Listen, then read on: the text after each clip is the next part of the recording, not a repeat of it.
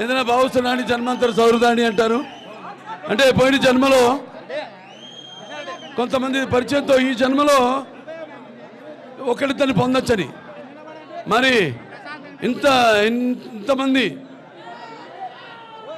వేల లక్షల కోట్ల మంది అభిమానుల్ని సంపాదించడం అంటే అది ఏ రుణానుబంధమో, ఏ జన్మల అనుబంధమో, ఏ విడదీయలేని అనుబంధమో కదా అని నాకు అనిపిస్తూ ఉంటుంది.